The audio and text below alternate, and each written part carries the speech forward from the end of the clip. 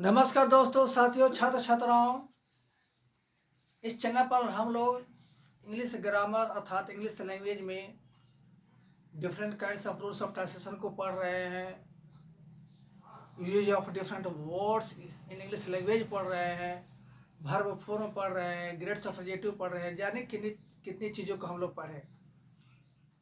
अब तक हम लोग रूल्स ऑफ ट्रांसलेशन जो कि कॉजेटिव वर्ब पर आधारित था, जिसमें कर्ता सम पार्टिसिपेंट था, जिसमें कॉज का प्रयोग करके आप सभी बच्चों को बताया गया कि कॉजेटिव वर्ब पर आधारित अनुवाद के नियम कैसे बनाए। कहने का अभिप्राय हुआ कि हिंदी के वैसे वाक्य जो कि एक्टिव वॉइस में हो और किसी भी टेंस में हो, कॉजेटिव वर्ब पर आधारित हो, ठीक, जिसमें कर्ता स्वयं हिस्सेदार हो, भागीदार हो, पार्टिसिपेंट करे, तो उसमें कॉज का प्रयोग करके हम लोग बनाना सीखे। ठीक उसी तरह से हम लोग मेक का प्रयोग करके कॉजेटिव वर्ब पर आधारित एक्टिव वॉइस के बाद, कॉजेटिव वर्ब पर आधारित एक्टिव वॉइस के बाद, जिसमें कर्ता सब साझेदार हो, हिस्सेदार हो, अब उसमें हम लोग मेक का प्रयोग करके बनाना सीखेंगे। चलिए, तो हम लोग शुरू करते हैं।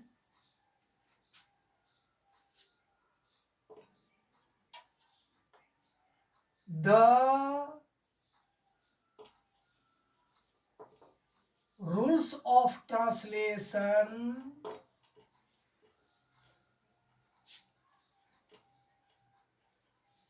based on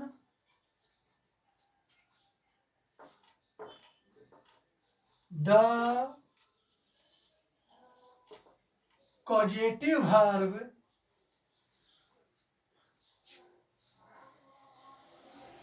as a participant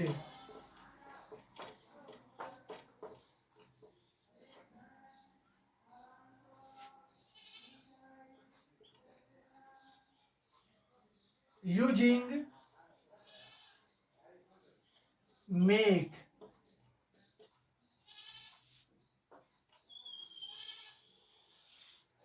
एक बार पढ़कर बोल देते हैं कि ऊपर क्या लिखा हुआ है। The rules of translation based on the causative verb as a participant, full stop with comma, अर्थात सेमीकोलन using make। इसका इस टॉपिक का मतलब यह हुआ कि हिंदी के वैसे वाक्य जो कि किसी भी टेंस में हो, एक्टिव वॉइस में हो, कॉजेटिव वर्ब पर आधारित हो, जिसमें कर्ता कार्य में स्वयं भाग ले, कर्ता स्वयं कार्य में भाग ले, हिस्सा लेने का मतलब कुछ लेना नहीं, बल्कि कर्ता के माध्यम से वो कार्य हो रहा हो, जिसमें हम मेक का प्रयोग करेंगे और सीखेंगे। तो चलिए, section A.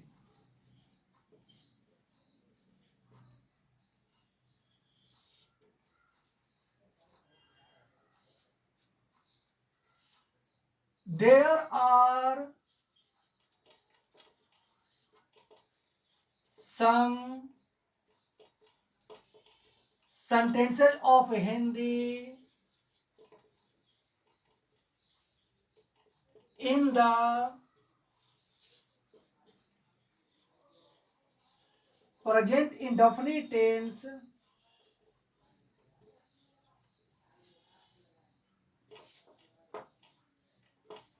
which are regarded as affirmative, negative, interrogative and interrogative।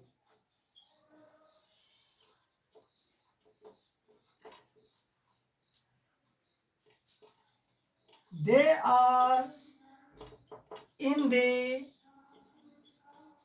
active voice।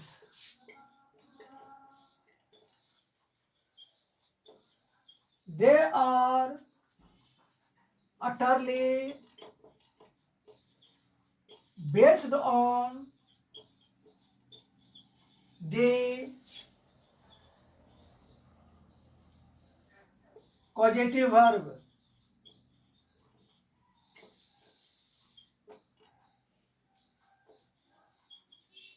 They indicate that the subject is a self participant in the action. It is translated as follows. एक बार पढ़ देते हैं ताकि सभी बच्चों को स्पष्ट समझ में आ सके कि क्या लिखा हुआ है. The rules of translation based on the causative verb as a participant using make. अर्थात हिंदी के वैसे वाक्य जो किसी भी टेंस में हो और एक्टिव वॉइस में हो, जो कि कॉजेटिव वर्ब अर्थात प्रेरणार्थक क्रिया पर आधारित हो, जिसमें कर्ता स्वयं कार्य में भाग ले, ठीक, उसमें मेक का प्रयोग करते हुए हम लोग अनुवाद के नियम सीखने जा रहे हैं. There are some sentences of Hindi in the present indefinite tense which are regarded as affirmative, negative, interrogative, and interrogative. They are in the active voice. They are utterly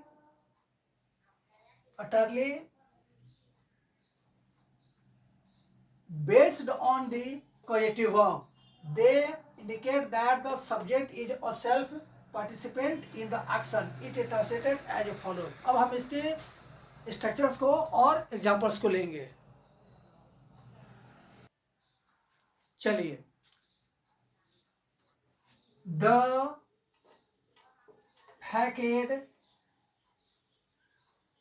of the structures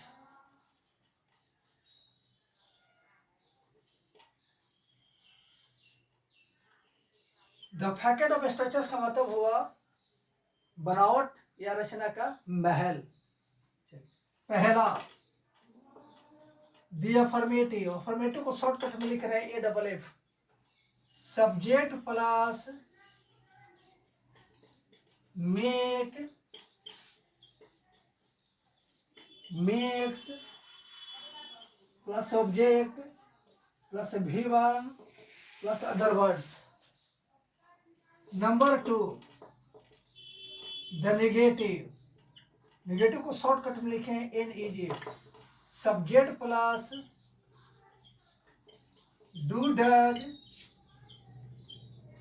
plus not plus make plus object plus V1 plus other words. Number 3 the interrogative. Do does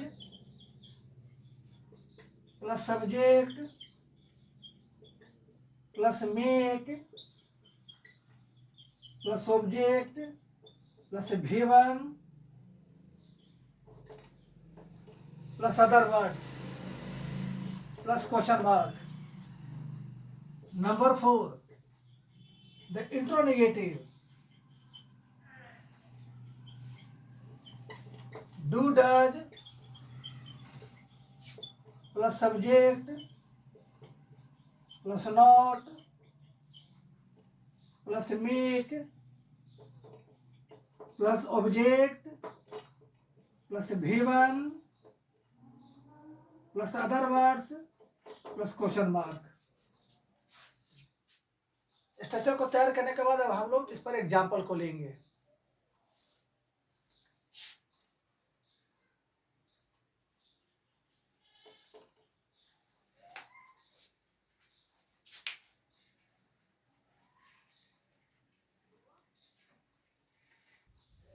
चलिए हम लोग उदाहरण को लेते हैं. Questionnaire.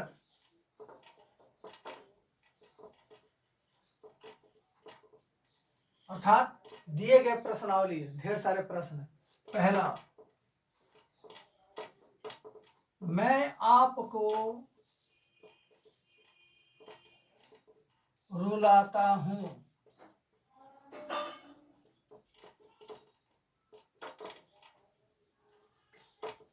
आप मुझे नहीं रुलाते हैं।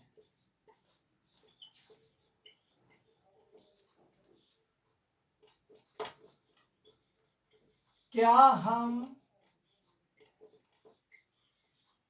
सभी को रुलाते हैं?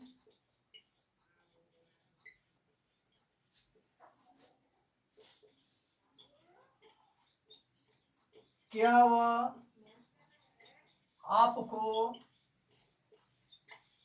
नहीं रुलाती है? अब हम सभी बच्चे आराम से समझेंगे, रिलैक्स होकर।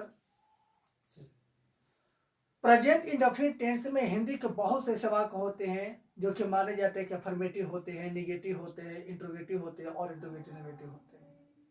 वाक्य की शुरुआत किसी प्रकार के सब्जेक्ट से हो सकती है। अंत में क्रिया रहता है, उसके साथ एक कर्म जुड़ा रहता है। क्रिया को पढ़ने से समझने से ये पता चलता है कि वाक्य में जो कार्य हो रहा है वो किसी व्यक्ति के माध्यम से हो रहा है। जो कार्य हो रहा है वो किसी व्यक्ति के माध्यम से हो रहा है और कर कोई और रहा है। कार्य कोई और कर रहा है, कार्य कोई और कर रहा है और करवाने वाला कोई और है। जैसे मैं आपको रुलाता हूँ, मैं आपको रुलाता हूँ। तो यह वाक्य जो है, इस तरह का वाक्य प्रणर्थक क्रिया पर आधारित है। वैसे प्रणर्थक क्रिया जिसे यह पता चलता है कि वाक्य में कार्य कर्ता के माध्यम से हो रहा है, अर्थात जो कार्य हो रहा है वो कर्ता कर नहीं रहा है, बल्कि उस कार्य में उसका हिस्सेदारी है, भागीदारी है, उसके माध्यम से हो रहा है और कर कोई और रहा है।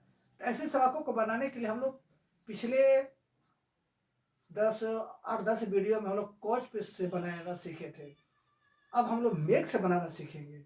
अर्थात इस तरह के वाक्य को जो कि पॉजिटिव वर्ब पर आधारित हो, जिसमें कर्ता कार्य में स्वयं हिस्सेदार हो, भागीदार हो, उसको बनाने के विद्वानों ने 2 नियम दिए, एक कॉज के आधार पर और एक मेक के आधार पर। तो कॉज के आधार पर हम लोग पढ़ चुके हैं, ठीक। अब हम मेक के आधार पर सीखेंगे। चलिए, चूंकि वाक्य पर फिर टेंस क्या है, अफर्मेटिव रहेगा तो सब्जेक्ट को सबसे पहले सब्जेक्ट लिखेंगे आई, ठीक। सब्जेक्ट के अनुसार मेक और मेक्स का प्रयोग करेंगे। तो आई चूंकि सिंगुलर है लेकिन प्रेजेंट इंडेफिनिट टेंस के अफर्मेटिव वाक्य में V1 का प्रयोग किया जाता है, तो लिखेंगे मेक। उसके बाद ऑब्जेक्ट को लिखेंगे, ऑब्जेक्ट क्या है, यू। उसके बाद जो मूल क्रिया है, जो रुलाता लिखा है, इसका मूल क्रिया रोना। तो प्रेरणार्थक क्रिया का मूल रूप जो शब्दकोश में दिया है वो लिखेंगे, अर्थात रोना लिखेंगे। तो रोना का क्या होता है, वीप। जब यहाँ पर वीप आ गया और इसके साथ मेक जुड़ गया तो क्या बना, मेक वीप। तो मेक वीप का मतलब हुआ रुलाना, ठीक। सिर्फ वीप का मतलब हुआ रोना। सिर्फ मेक का अर्थ होता है बनाना, रचना करना, तैयार करना। लेकिन जब इसका मेक का प्रयोग हम लोग पॉजिटिव वर्ब की तरह करते हैं किसी क्रिया के साथ, जब पॉजिटिव वर्ब मेक का प्रयोग हम किसी मुख्य क्रिया का पहले रूप के साथ करते हैं, जोड़कर करते हैं, तब वहाँ पर पॉजिटिव वर्ब की तरह होता है। तब उसका अर्थ होता है क्रिया प्लस आना या वाना, अर्थात रुलाना। इसमें आना या वाना छुपा हुआ है। दौड़ाना अर्थात दौड़ना प्लस वाना, ठीक। तो मेक के बाद ऑब्जेक्ट आएगा और ऑब्जेक्ट के बाद क्रिया का पहला रूप आएगा, उसका साथ टू नहीं लगेगा। यदि मेक से बनाएंगे तो मेक के बाद ऑब्जेक्ट आ गए, उसके बाद क्रिया का पहला रूप रहेगा, उसके साथ टू नहीं लगेगा। और यही हम कॉज पर बनाएंगे तो टू आ जाएगा। आई कॉज यू टू वीप। आप मुझे नहीं रुलाते हैं, वाक्य नेगेटिव है, यू, इसके साथ डू नॉट लगेगा, do not make me weep. चलिए इसको कॉज से बना देते हैं। You do not cause me to weep. बन गया। क्या हम सभी को रुलाते हैं? वाक्य प्रश्नवाचक है। कैसे प्रश्नवाचक है? क्योंकि वाक्य के शुरू में क्या लगा है, तो क्या करेंगे? कर्ता का सा डू उसको बाहर निकाल देंगे। Do we make all weep. क्या वो आपको नहीं रुलाती है? वाक्य इंटरोगेटिव नेगेटिव है। Does she not make you weep. हम आप सभी बच्चों को समझने के लिए कॉज पर बना दिए हैं। ठीक। तो आज हम लोग प्रेजेंट इंडेफिनिट टेंस में हिंदी के वैसे वाक्य जो कि एक्टिव वॉइस में हो, पॉजिटिव वर्ब पर आधारित हो, जिसमें कर्ता स्वयं कार्य में भाग ले बल्कि करे नहीं, तो उस तरह के वाक्य को बनाने के लिए हम लोग आज मेक का प्रयोग किए। कैसे का प्रयोग किए? मेक का प्रयोग किए। मेक का नियम है कि मेक के बाद एक ऑब्जेक्ट आएगा। ऑब्जेक्ट के तौर पर कोई प्रोपर नाउन हो सकता है, सिंगुलर कॉमन नाउन हो सकता है, प्लूरल कॉमन नाउन हो सकता है, या ऑब्जेक्टिव केस हो सकता है। ऑब्जेक्टिव केस में से मी, हिम, हर, देम इत्यादि। इसके बाद जो क्रिया आता है, ऑब्जेक्ट के बाद जो क्रिया आता है, वो क्रिया का पहला रूप रहता है, उसके साथ टू नहीं लगता है। जिस समूह क्रिया का पहला रूप के साथ टू नहीं लिखते हैं उसको हम लोग अंग्रेजी भाषा में बेयर इन्फिनिटिव कहते हैं, और जिस समूह क्रिया का पहला रूप के साथ टू आ जाता है तो उसको हम इन्फिनिटिव कहते हैं। तो the rule of grammar says that the difference between cause and make as a causative verb is that the word cause takes an infinitive. It means the first for the main verb with to, while the causative verb make takes the first for the main verb without to. That is called bare infinitive. Okay, follow what I say to you? You don't follow. Okay. तो हम लोग वैसे हिंदी के वाक्य जो कि causative verb पर आधारित हो, जिसमें कर्ता कार्य में हिस्सा ले, भाग ले बल्कि करे नहीं, उस तरह के वाक्यों को बनाने के लिए हम दो प्रकार के कॉजेटिव वर्ब का प्रयोग करेंगे। एक मेक का और दूसरा कॉज का। मेक के बाद जो क्रिया लिखेंगे उसके साथ टू नहीं लिखेंगे, और कॉज के बाद जो क्रिया लिखेंगे उसके साथ टू आ जाएगा। जैसे कि बोल कर सामने बताते हैं, मैं आपको हंसाता हूँ। I make you laugh. I cause you to laugh. The freedom is with you.